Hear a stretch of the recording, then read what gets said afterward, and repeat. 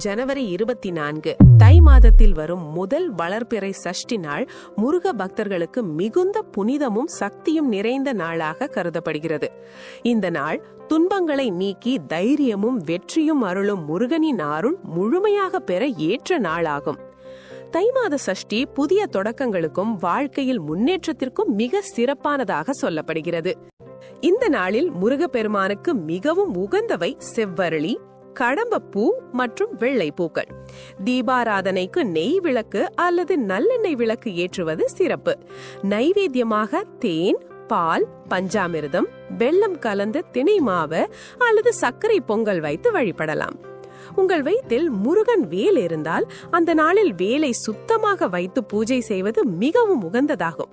சனிக்கிழமை சஷ்டி நாளில் வேருக்கு பூஜை செய்து ஓம் சரவணபவ என்று மனமுருகி ஜபித்தால் சனி தோஷத்தின் தாக்கம் குறைந்து வாழ்க்கையில் நிலைத்த முன்னேற்றமும் மன உறுதியும் கிடைக்கும். வாழ்க்கையில் உள்ள கடன்கள் குறையும், எதிரிகள் விலகும், வேலை, கல்வி மற்றும் குடும்ப வாழ்க்கையில் நல்ல முன்னேற்றம் ஏற்படும் என நம்பப்படுகிறது.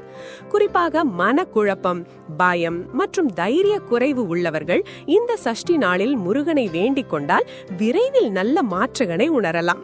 தை மாதம் முதல் வளர்பிறை சஷ்டி நாளில் முருகன் அருளால் உங்கள் வாழ்க்கையில் வெற்றியும் தெளிவும் நன்மையும் நிரந்தரமாக நிலை பெறட்டும்.